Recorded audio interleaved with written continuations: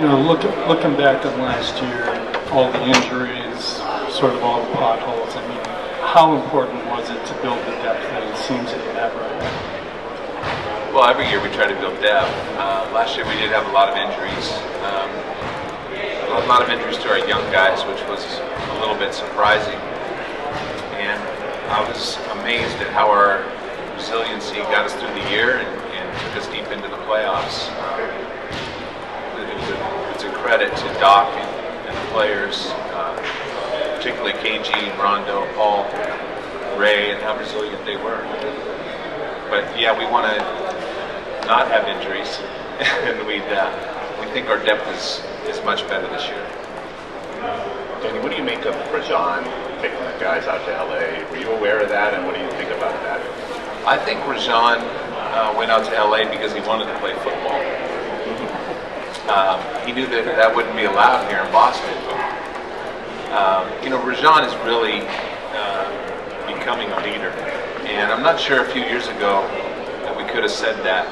He's obviously a great player, but he, right before our eyes, is growing as a person and as a leader.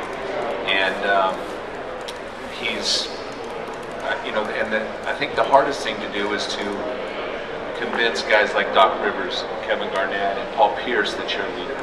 And that's something that you can't just give to somebody. That's something that has to be earned. And I think that he is earning that respect from them as a leader of the team. But Danny, Paul Pierce was here. Paul Pierce was here, and he said that Kevin Garnett told him late last year that he was going to retire. And then after a while, Paul thought about it. He thought, well, Kevin's not going to retire. He can't give this game up.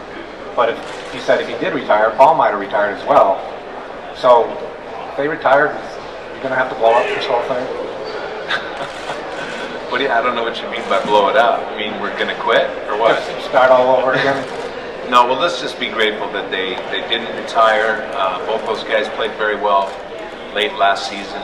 KG had a spectacular second half of the season, maybe as good a basketball as KG's played in a Celtic uniform. And Paul was player of the month in the month of March, and runner-up player of the month in the month of April, and finished the season very strong before I thought he was hampered a little bit by the knee, especially early in the playoffs. Those guys have a lot of basketball left in them. If the will is there, they'll find a way. Were you convinced that Kevin would come back, or did you have doubt? No, I had some doubt. Hey, listen, it's a grind, and every year the players.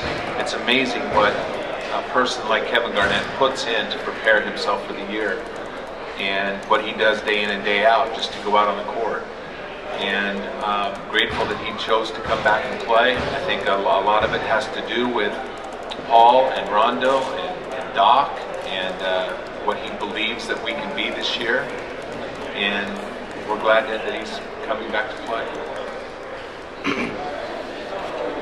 Danny, back in '07, this was supposed to be a 3-year plan with Kevin Garnett, and somehow you've been able to milk it into now its 6th season.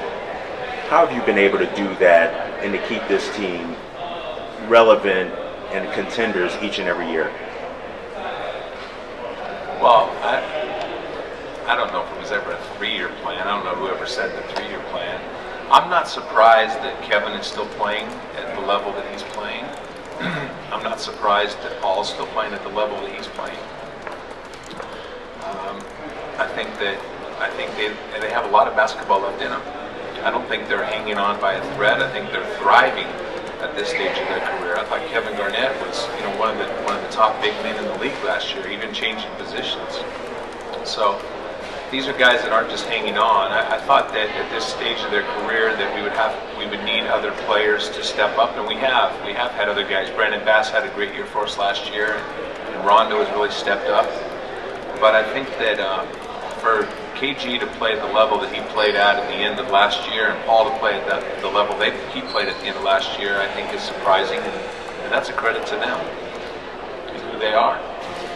Danny, you talked about Rondo emerging as a leader, but as a player, obviously he's been established for a long time now, but can he still have a sort of breakout year of sorts this year and beyond? Can he still really take another leap of sorts?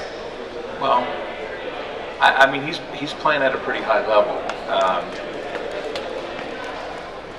I think he can get better. I think he's still improving.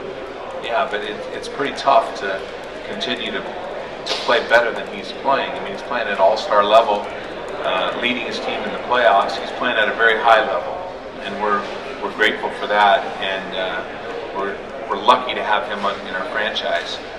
But I think that the things that I know that he can improve on are the things that we're talking about, the leadership, and taking that seriously day in and day out. And I think he's made strides every year. And it's sort of the knock against him, isn't it, that he gets up for big games and doesn't get up for other big games? Well, like Max. I think that he's been able to do a little bit of that, and I think that has been a little bit of his nature in the first part of his career. But I think that has improved dramatically over the last couple of years, and I think that may be the biggest reason why his teammates and coaches just are continuing. He's gaining their trust every year. Danny, this summer you added 9 new players. And you basically kind of tore down all the foundation. You tore down around the foundation. You put a whole bunch of new guys around. I love these terms we use. You know, blow up and tear down. And we just have different players. You know, we're not tearing anything up or blowing anything up. Well, you told a lot of players are not back. A lot of new players are in. Is that fair? Yeah, okay. Very good. Thank you, Danny. Can you summarize this summer and how much work that took with the new salary cap?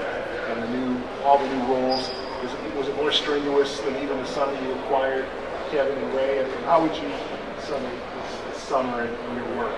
Yeah, no, this past year was pretty hectic. Starting with the lockout, and then going late in the season, and then the draft coming up with 3 draft picks, and then free agency starting right after that, and some of the uncertainty of the futures of KG, I think. And just knowing which way we were headed. I think that there was, and then having to fill so many different places with limited resources. So I think it was a very challenging summer, yeah. A lot of work went in. My staff is great. Mike Zarin and Ryan McDonough in particular. I mean, they did a great job in Austin. Those guys were great. They worked relentless hours. I know you're right up against that cap line of 74. Do you plan to use the... I'm with you. I'm done. You plan to use the 1.9? We don't have that. You don't have that? No, we don't have that. I mean, we have a biannual exception still, but because we are at the apron, the cap threshold at $74 million, we can't use that. Not unless we make some other changes.